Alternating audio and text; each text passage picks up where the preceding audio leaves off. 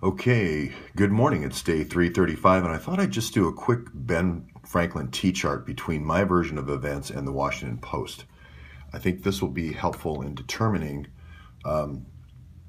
whose version of events sounds more realistic and is supported by the facts. So my version is that Imran Awan is the son of Pir Muhammad Shah, or a close relative of Pir Muhammad Shah. He's in the Pakistani ISI. He is a member of not only the military police organization, but also runs a subversive organization called the PSP in the Sialkot area of Pakistan, near the border with the contested border in Kashmir. And I believe that Pir Muhammad Shah was on Imran's Facebook, and that they live in Faisalabad. The family's actually from Faisalabad, which is the old headquarters of Pak ISI. ISI has now, I believe, several parts have moved to Islamabad, but the old ISI part is still based in Faisalabad, and that's why Imran wired the money to Faisalabad, to his relatives there in Faisalabad. His father, as a matter of fact, could be still alive, and his death here in the United States could have been staged to cover his exit. Okay, so the Washington Post believes Imran was out in the field one day picking opium, and just decided, hey, I want to get on the money side of this game, and I'm going to put myself into the lottery. I'm going to mail away to the Washington, D.C. I'm going to put myself in the lottery. And then, lo and behold, the letter came down the road when he was 17, and he came here when he was 17. No mention of previous relatives, just out of the blue. He had all this money as this opium or whatever he was doing out there in the field when he was 14, and he came to the United States. No background whatsoever. No explanation of how he got to the United States. None. Okay, I say he went to Edison High School. I say the first family he stayed with was the Freitag family, or the Freitag family's associates. They helped him get his first place where he stayed, and he's going to be staying in Kingstown, Virginia. That's where I say he was. All the Washington Post says is he went to school in Virginia. Northern Virginia.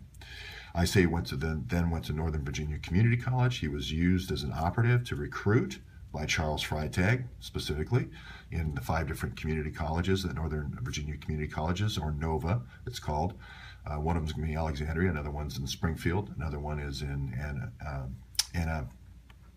Annandale, another one's in Manassas, and and Woodbridge is the other one, I believe, and those are the places where Imran's houses are all clustered. If you just do a simple cluster analysis, you can just see. And he's recruiting these operatives and putting them in different houses all along the way in his congressional career. The Washington Post says Imran went to Johns Hopkins. No proof, no year of graduation. Okay, so I say that the real passport Imran had was a UAE passport in 2011. Along with his Pakistani passport. They say he became a citizen in 2004. I believe that the defense or the prosecution, or both, has created a green card marriage and has gone back in time and put Imran in to become a citizen in 2004. Either way, he's going to get his U.S. passport in 2004, and some paperwork is going to be drawn up that's going to make him look like he was here and was a citizen in 2004. I believe that's false. I believe that's because he went to work for Wexler, his first job where he was not a temporary employee, a contract employee.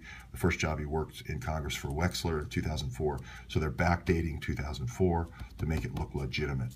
Okay, I say he worked for a company called Inter-American, or one of their NGOs from 2000 to 2004. Even Imran's own resume says that now, so nobody disputes this. So now the Washington Post has come out and supported that and said that's exactly true. And they have also said he works for the person I said he worked for, which was Wexler, 2004. Funded through Anthony Weiner, by the way. That part still hasn't come out yet. I say Abid, the persona of Abid, which is a Awan Brothers ID.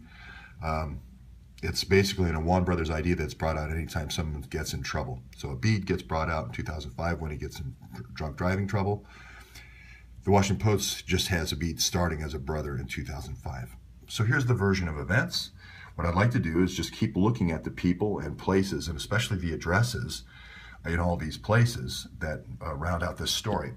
Now, if you look at Edison High School here, okay, which is in Kingstown, Virginia, we need to start really mapping the addresses around Kingstown High School. This is this King's Way as it goes up here, And then this is this Telegraph Road that goes out this way. And this is where that Nadia Aman is located. And this is the Springfield address. When I got even close to this address and filming across the street, that's when someone called in and said, oh, this is a strike.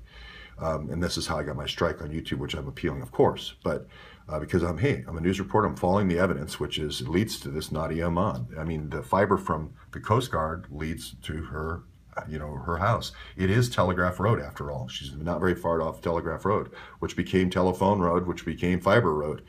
So, and then that goes directly to Springfield.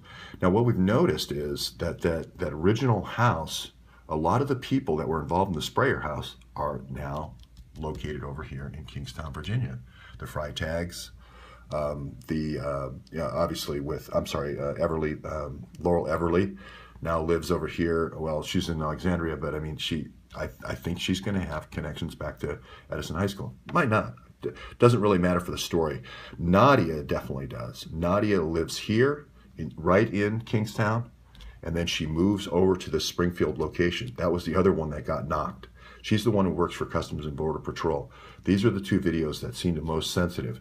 And again, this is like great metadata. If this is why I got a strike for these two, Nadia is obviously key to the story. Now, is Nadia Natalia Sova, or is Nadia Hina Alvi? We don't know yet. But this person works for the U.S. Customs and Border Patrol, or has someone, I should say, have Nadia or Natalia Sova taken on this good American's personality and now is using her persona.